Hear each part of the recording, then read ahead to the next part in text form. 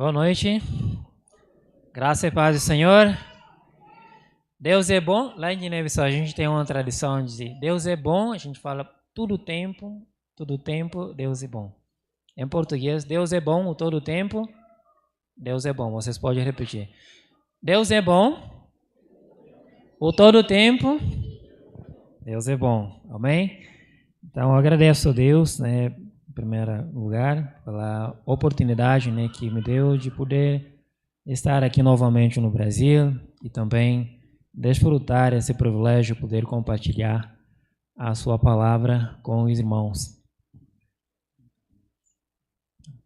E também agradeço a direção da igreja, né, pastor Walter e Ricardo, que me proporcionaram essa oportunidade de poder vir partilhar com os irmãos a palavra do Senhor. E quero ainda aproveitar essa oportunidade e agradecer todos os irmãos da igreja, né, que têm orado por nós, né, lá na África, em Guiné-Bissau, pelo nosso trabalho, que têm se preocupado em saber como é que estamos lá, que têm se contribuíram, né, financeiramente, e através do nosso irmão Josué e essa família, nós recebemos a oferta de vocês. Muito obrigado. Que Deus abençoe cada um de vocês. E nós sempre temos convicção de que vocês oram por nós. Mesmo tivesse um momento difícil, né? A gente lembra que tem pessoas no outro lado orando pela nossa vida. Então isso nos encoraja a prosseguir, a não retroceder. Como Jesus não retrocedeu, ele foi à cruz e cumpriu o seu objetivo aqui na terra. E nós também juntos vamos cumprir como estamos fazendo. Muito obrigado. Que Deus abençoe cada um, em nome de Jesus. E eu queria, antes de a gente ler o texto bíblico, queria partilhar com vocês, né, um vídeo, um pouquinho sobre o nosso trabalho lá, só para vocês terem ideia. E a gente tem passado na casa de alguns irmãos, né? Nós conversemos bastante, né? Mas tem uns irmãos ainda que não tive a oportunidade de ir na casa deles.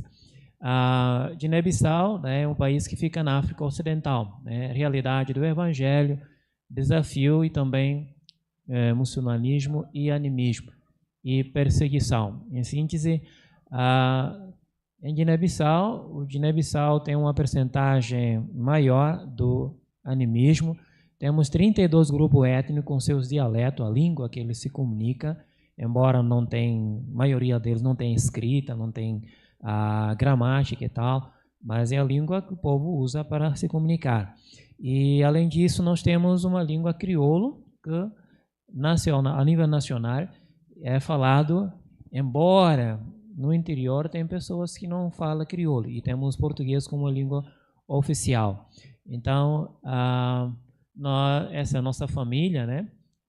Sábado, minha esposa, né? Alguns já conheceram ela. E temos Misael, tem 5 anos, temos Miqueias, 2 anos, temos Joelma, nossa sobrinha, que está morando com a gente. E temos a Namba. Namba é do grupo étnico Balanta. Ela se converteu e a família está perseguindo a mãe, tanto o pai. A mãe até quer, né, acolher a filha e tal, mas ficou com medo de pressão do familiar, porque vão dizer, você está concordando com ela, né, abandonando a nossa religião, traiu e tal.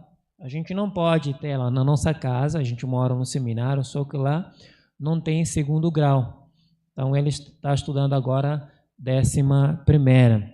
Então está no capital, morando com um dos nossos amigos, pastor que está trabalhando lá. A gente pediu para ele estar acolhendo. Então estamos ajudando a pagar a escola dela, porque estudou 2 anos, não teve apoio de família e tal, e tem dívida. A gente falou, olha, a gente vai orar, Deus proverá. Então, aos poucos, estamos amortecendo a dívida e pedimos à escola para a escola aceitar que ela continuasse estudando, enquanto a gente está orando. Então, graças a Deus, ela está firme lá. Então, que vocês continuem orando pela vida dela, e ela está firme com o Senhor Jesus. Então, o animismo, quando ela os pais dela é ministra, se você converter, expulsa, afasta da família, né? Então, e para onde a pessoa vai? para a casa do pastor ou algum irmão da igreja. Às vezes o pastor fez o orçamento, tem, né, o que sustentar na família durante um dia, uma semana, um mês, aí você recebe aquele irmão. Você sente, será que vou recusar esse irmão? Como é que ele vai interpretar o amor que eu preguei para ele? Fica difícil, né? Não é fácil. Então, eu tenho um pastor na nossa região que tem 30 e tal meninas. A Nangua não sofreu perseguição por casamento forçado, mas outras meninas sofrem por perseguição casamento forçado. Você não tem liberdade de escolher a quem quer casar. Então, pessoas vão para a casa do pastor, algum irmão da igreja, um diácono, um presbítero. Então, não é fácil o desafio. Pode passar, por favor. E o Islã também, se você converter, eles perseguem. Não matam como outros países, né? Graças a Deus não tem ainda bombas e tal assim, mas eles repulsam a pessoa. E Deus tem nos abençoado, né? Embora tanto desafio da estrada, distância e tal, mas Deus tem alegrado nosso coração vendo as pessoas se entregando a Jesus e firmemente dizendo, olha, nós queremos caminhar com Jesus. Seja qual for, vamos seguindo com Jesus. Então, recentemente aconteceu na nossa cidade, né? Quando eu estou aqui, né? Na segunda semana desse mês, batizou-se 38 pessoas. Então, louvamos muito a Deus pela vossa vida, né? Porque a gente pode pregar para a pessoa, mas se o Espírito Santo não falar, a gente não orar, a gente não converte as pessoas, mas é o Espírito Santo que trabalha no coração das pessoas. Então, esse fruto tem sido um encorajamento para nós, para continuar, como os outros homens, mulheres de Deus, igrejas fizeram. E pode passar, por favor. Então, os muçulmanos, eles têm um desafio, onde tem, num bairro que tem uma igreja, que eles construíssem duas mesquitas. Então, Guiné-Bissau é o único país ainda na costa ocidental da África que não tem maior percentagem dos que praticam a religião islâmica. Então, esse é um dos desafios que nós temos. E eles estão lutando também para ter maioria número na corte, né, na política, né, para, de certa forma, né, influenciar a política do país para islamizar o país. Os árabes têm um fundo, né, para investir. Já investiram em outros países da África. Estão investindo em Guiné-Bissau. Traz recurso, constrói uma mesquita, um bairro e tal. Na minha cidade tem muito. De madrugada, você escuta aquele alto-falante chamando. Então, pode seguir. Nós temos um desafio também da eletricidade. Já partilhei com algumas pessoas, né? À noite, né? Se você pagasse as luzes agora, tem que usar a lamparina para poder ler o texto bíblico. Então, não é fácil, mas estamos ali pela graça do Senhor. Eu sei que o Brasil passou também por isso há algum tempo, né? Anos recuado. Mas eu creio que o Evangelho tem mudado isso muito aqui no país. Então, nós temos desafios da língua também. Tem pessoas que eu não posso evangelizar porque eu não sei falar a língua deles. Sebastião, por exemplo, ele fala a língua Mansonka. Eu falo Balanta. Simão fala Balanta. Eu não sei falar a língua dele. Eu vou precisar de um tradutor. Às vezes o tradutor tem dificuldade para traduzir sentido, significado de uma palavra, né, da Bíblia. Para dizer que Jesus é pão de vida. Tem grupo étnico, na cultura deles não planta o trigo na soja. Então Jesus é a mandioca que dá a vida. Às vezes é difícil, né? Você não encontra nenhum elemento, né, que está na Bíblia que pode traduzir, pode transmitir aquela mensagem, aquela ideia para a pessoa entender na língua dele. Então que você esteja orando, que Deus continue convertendo as pessoas, que eles também sejam um instrumento, um elemento para evangelizar o seu povo. Pode seguir. Então, já falei, né? Tem chuva, tem desafio de distância, né? Estradas.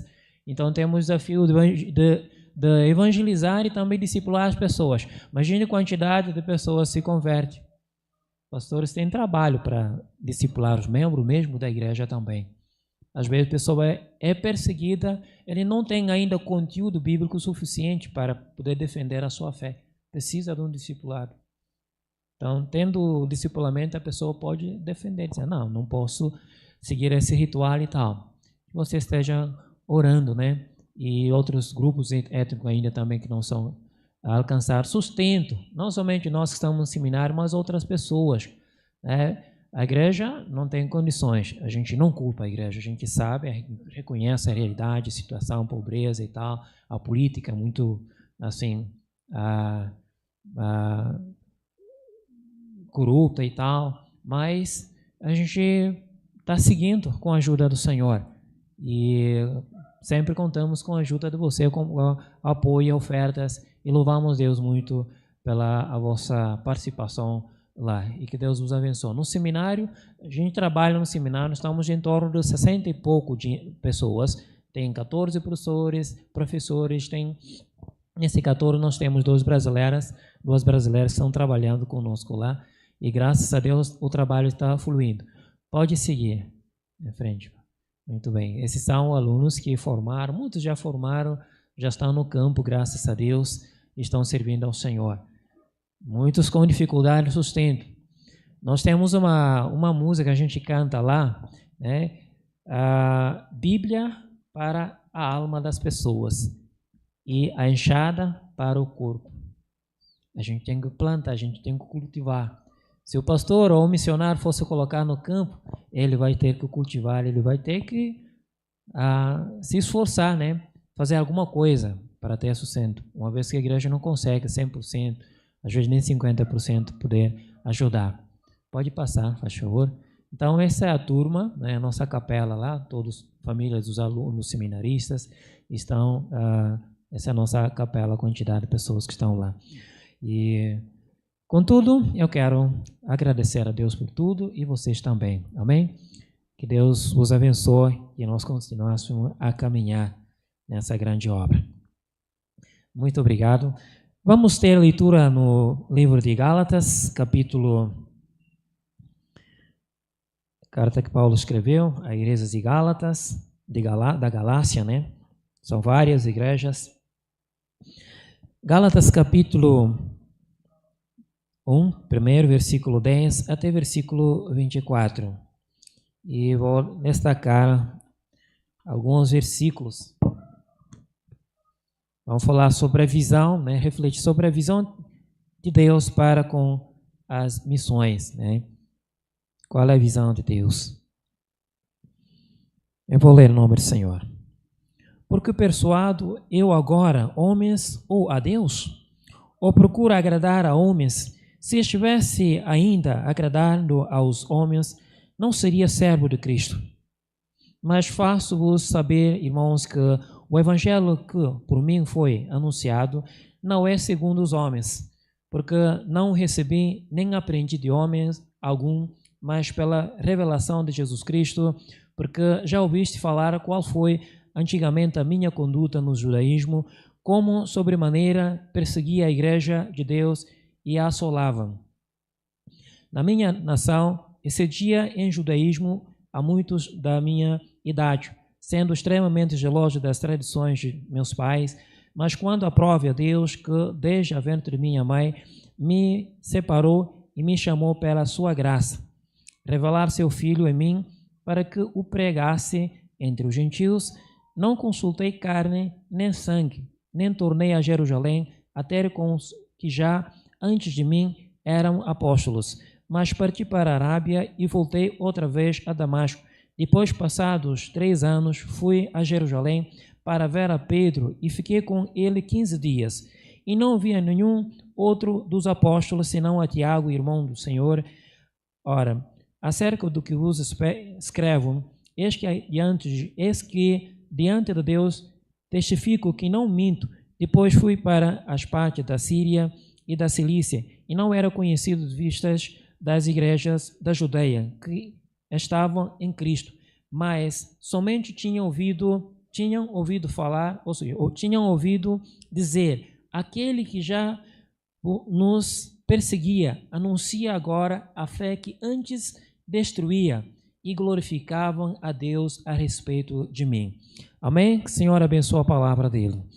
Então, Paulo escreveu, né, essa carta, né, escreveu com propósito de defender, fazer uma defesa né, a seu apostolado. Você pode perceber isso depois das saudações e também mostrar qual foi a reação das igrejas da região da Galácia em relação ao evangelho, que não é o evangelho de verdade, que os falsos mestres eles pregavam. Então, e eles opunham a mensagem que Paulo pregava, dizendo que Paulo não foi um verdadeiro apóstolo, o conteúdo que ele pregava não é uma palavra poderosa que podia salvar as pessoas precisavam fazer a obra, né, cumprir a lei de Moisés para poderem ser salvos. Então, tanto cristãos que se convertiam, né, tanto os gentios que se convertiam ao cristianismo, tanto os judeus também. Então, esses falsos mestres exigiam isso. E Paulo logo escreveu essa carta para poder mostrar que realmente a salvação, Jesus já fez tudo. Ninguém precisa mais de algum tipo de obra, de algum tipo de esforço para poder ser salvo. Então, Paulo mostrou que podemos ser justificados através do livro, através de fé em Jesus Cristo. Nem Abraão, que foi considerado o pai da fé, foi justificado porque ele fez alguma coisa a Deus, mas acreditou em Deus e por causa de acreditar na justiça de Deus foi declarado como um homem de fé. Então, eu quero partilhar com vocês, você pode questionar, mas por que essa parte tem a ver com a visão de Deus para com missões? Paulo escreveu com o propósito só de poder mostrar que ele sabia, né, de quão os irmãos estavam abandonando o evangelho de verdade e adverti-los para voltar ao verdadeiro evangelho. E ele disse, mesmo que outras pessoas ou nós viéssemos a pregar outro evangelho que não é aquilo que já pregamos a vocês, que seja amaldiçoada essa pessoa. Mas eu quero, irmãos, refletir com vocês sobre a visão de Deus para com as missões, tendo em conta a experiência que Paulo ele escreveu de si mesmo sobre a sua biografia no passado e também depois da conversão. Ele falou acerca de sua conversão e falou como ele recebeu o evangelho. Não foi por orientações dos apóstolos que estavam em Jerusalém, que eram Tiago, Pedro e outras pessoas, né? Ele não recebeu o evangelho por meio de orientação de outras pessoas, mas ele recebeu através de Jesus Cristo. Então, com esse texto, nós podemos perceber a ação de Deus na vida de Paulo, que nos leva a entender que realmente Deus ele tem uma visão em relação a missões. Visão é que é algo que eu vejo no futuro. Podemos ilustrar um plantador de manga e tal, ou de mangueira, né? Ele tem uma semente e planta, mas está olhando futuramente uma árvore cheia de fruta e tal. É claro que Deus ele é onisciente. Ele sabe o passado, o presente e o futuro. Mas para nós, né, a gente precisa entender por que razão Deus instituiu a missão dele. Então, por primeiro motivo, né, a visão de Deus, Deus ele ama o ser humano. Ele quer que o ser humano seja transformado. Ele quer restaurar a comunhão dele, né, com o homem, mesmo o homem sendo pecador. E podemos perceber isso no versículo 12, versículo 13, quando Paulo pode falar da situação do passado dele, quem ele era, um pecador, um assassino. Ele diz, porque já ouviste qual foi antigamente a minha conduta no judaísmo, como sobremaneira perseguia a igreja de Deus e assolava na minha nação esse dia em judaísmo a muitos da minha idade, sendo extremamente zeloso das tradições de meus pais. Então, Paulo está falando de quem ele é e que Deus conhecia Paulo. No capítulo 9 de Atos, Jesus se revelou a Paulo. Jesus foi ter com Paulo aquele que era uma pessoa pior da sociedade. Um dos discursos dele, pessoas podiam gritar perante o rei Agripa, né, dizendo, não, o testemunho que Paulo está dando, ele prendia os crentes, tomava carta, não autorização aos sacerdotes, sumo sacerdote, para prender os irmãos, ele prendia, maltratava, obrigava os outros a negar a fé. Esse Paulo não merece viver. Ele é a pior pessoa, ele é pecador. Então, esse mesmo Paulo, Deus, com o propósito da missão, é para resgatar o ser humano, a comunhão do ser humano com ele.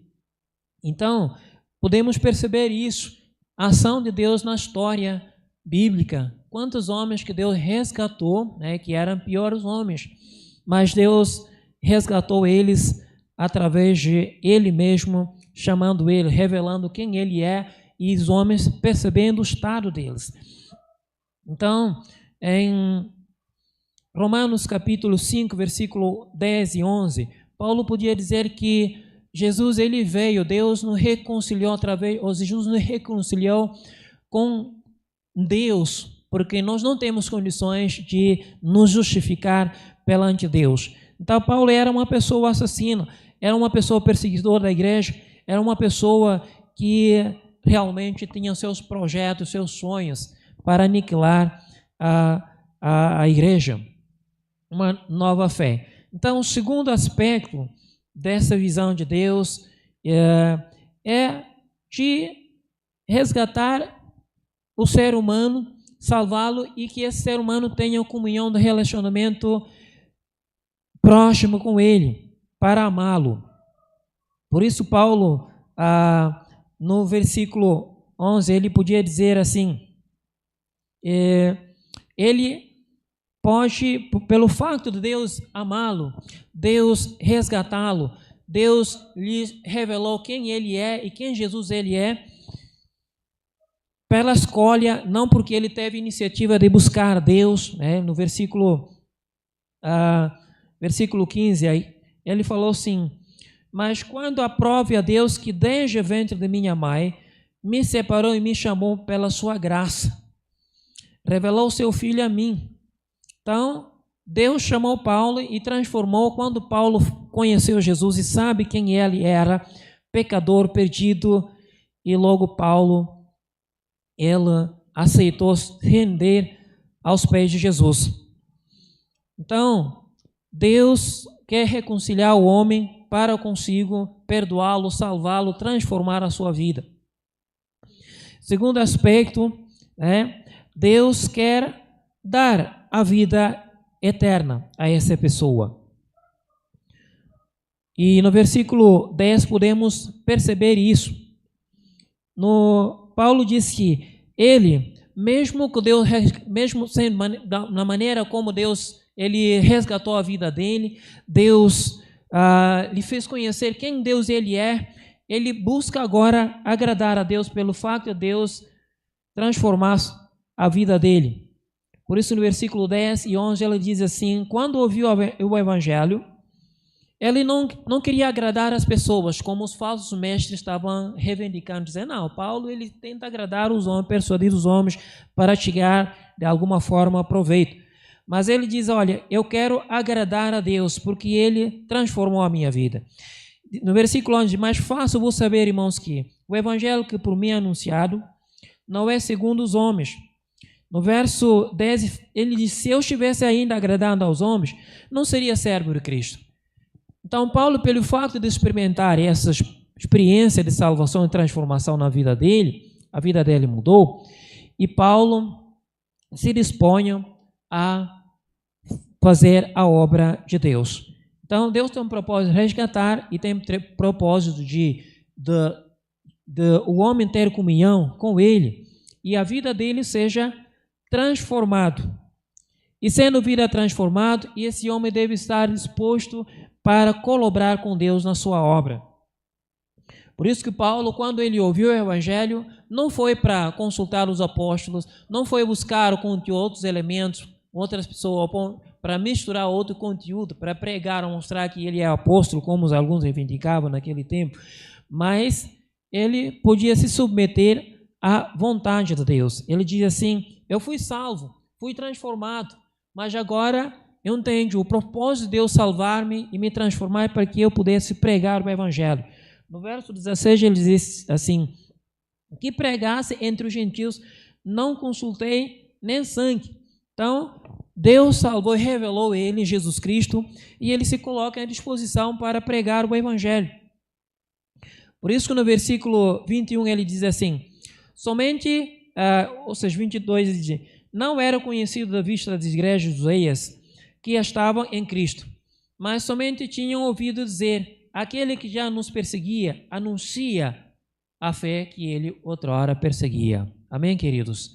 Então, Paulo foi tocado por Deus, foi restaurado relacionamento, comunhão com Deus, a sua vida foi transformada, ele se dispõe a ter um estilo de vida diferente, uma vida transformada. E na prática ele assumiu, né, a responsabilidade de anunciar a palavra de Deus. Ele diz, não somente em Jerusalém, em várias outras cidades.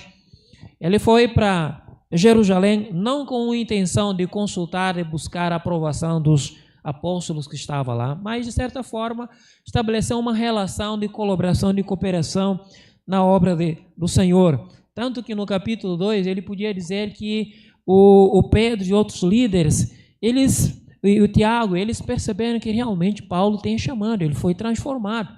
Embora alguns tinham paradigma dizendo que não, ele só quer aproximar os crentes para poder ter a oportunidade de prendê-los. Então, o terceiro aspecto dessa visão de Deus para com a missão é para que os homens, né, todos possam colaborar com ele na sua obra de pregação das boas novas, de levar a Deus para outras pessoas, como Paulo tem feito. Deus lhe deu essa oportunidade, ele podia incondicionalmente levar o evangelho para outras pessoas. Não foi fácil para ele, mas Paulo se dispunha a fazer isso. E além disso, Deus tem um propósito que nós possamos, tanto Paulo possa viver propriamente na sua vida a prática, ou seja, viver o evangelho na prática. O evangelho é o quê? É o amor, né, de Deus para conosco, e esse amor também nós podemos levar esse amor para outras pessoas. Mas muitas vezes, se nós não amássemos Deus, nós podemos até amar a Deus, se nós não amássemos as pessoas que estão perdidas, vamos ter dificuldade de pregar o evangelho para eles. Talvez são pessoas estranhas, do estilo de vida diferente em relação ao nosso estilo de vida. Não vou aproximar essa pessoa, né? Ele é de outra classe, talvez de baixo, classe alta. Mas Paulo tem agido diferente. Ele viveu o evangelho, sua vida foi transformada e também ele, em prática, podia colaborar com a obra do Senhor. Não somente ele, mas também outras pessoas colaboraram.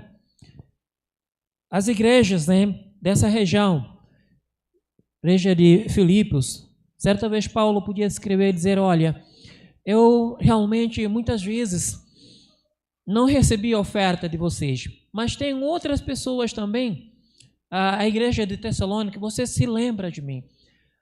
Eu percebi que vocês tinham vontade para me apoiar na obra, mas não tinha oportunidade de fazer isso, porque naquela época, né, viagem era difícil fazer uma transferência de algum valor, alguma oferta, tem que encomendar alguém para ele de cavalo ou de barco. Então, Paulo viveu o evangelho na prática e também ele podia colaborar com outras pessoas. Queridos, para finalizar, realmente Deus tem um propósito para com a missão, que a igreja continua aqui na terra, viver o evangelho, comunicar esse evangelho, vivê-lo na prática, contribuindo, mesmo que seja sacrificial, incondicionalmente, como Jesus fez. Jesus veio, deixou a glória, deixou o conforto, mas podia cumprir a sua missão. E Ele nos deixou essa missão para cumprir aqui na terra. Como é que a gente pode cumprir essa missão? Nós podemos pregar, nós podemos orar, nós podemos contribuir. Paulo várias vezes pediu para as igrejas, orem para mim, para que eu pudesse ter a oportunidade de pregar a palavra de Deus. Pediu por vários irmãos, várias igrejas. E as igrejas também envolviam. É certo que naquela época também havia perseguição. Então, com essa experiência de Paulo, né, da ação de Deus na vida dele, salvou um assassino, alguém que era orgulhoso, era mais destacado em relação aos seus colegas do estudo religioso judaico naquela época. Era um homem famoso, né? Conhecia as leis, filosofia e tal. Mas quando teve encontro com Jesus, Paulo podia dizer que tudo que eu tenho, tudo que eu conquistei, é como um lixo. Em Filipenses capítulo 4, aliás, capítulo 3, ele podia dizer isso. Olha, tudo que eu conquistei, eu sou judeu, eu fui circuncidado e tal, fui um homem famoso, fui inteligente, sou inteligente. Mas quando tive encontro com Jesus, eu abandonei tudo aquilo em prol a Jesus, porque aquilo que Jesus me deu é mais precioso. Então, Deus salva, transforma a vida e também Deus quer usar cada pessoa, né? Nós não somos salvos para estar satisfeito com a nossa salvação. Tranquilo. Mas temos uma missão: levar o amor de Deus a outras pessoas. E no finalzinho do versículo aqui, Paulo podia dizer que aqueles que muitos ouviam falar de mim, que não me conheciam, e perceberam que eu fui transformado, fui salvo, eu me engajei nessa obra, eu me dediquei, eu trabalho, eu contribuo. Paulo em Atos, ele podia dizer, olha, eu trabalhei com minha mão para que eu pudesse ganhar algo, sustentar-me e também ajudar aqueles que precisam. Paulo fez isso. E Deus quer que nós envolvêssemos nessa obra, salvos, transformados, e devemos envolver ativamente nessa obra, contribuindo, orando, e que o nome de Deus seja glorificado. Quando as pessoas veem para nossas vidas, olhassem para nossas vidas, perceber a transformação que Deus fez na nossa vida, através do nosso relacionamento com essas pessoas, no diálogo, no local de serviço, nas escolas, e em vários aspectos, né? E comunicar com eles. Tem pessoas que a gente não vai, que pode ser fechado, mas a gente pode orar no silêncio para aquelas pessoas. O Espírito Santo, de alguma forma, pode fazer com que eles conheçam Jesus. Então, Paulo, no final, falou que, da experiência dele, que Deus era glorificado. E as pessoas olhavam para a vida de Paulo e diziam que essa pessoa é transformada. Essa pessoa é salva por Jesus. O Evangelho mudou a vida dessa pessoa. Então, o nome de Deus é glorificado. Amém, queridos? Não sei o que tem sido um obstáculo para você envolver essa missão que Deus ele tem dado à igreja. Eu sempre gosto de falar que a igreja, ou seja, a missão não existe por causa da igreja, mas a igreja existe por causa da missão, porque alguém fez missão, alguém evangelizou, alguém orou, por isso que nós somos convertidos pelo Espírito Santo e estamos reunidos aqui. E tem pessoas nos outros lados que querem ouvir o Evangelho, mas são proibidos por circunstâncias, por sistemas. Outros querem a Bíblia, não tem. Podemos orar por a vida dessas pessoas, podemos clamar a Deus. E todos nós podemos fazer com que o nome de Deus seja conhecido na nossa cidade e tanto distante, e que o nome dele seja glorificado através das nossas vidas e também nossas ações. Que Deus nos abençoe. Amém?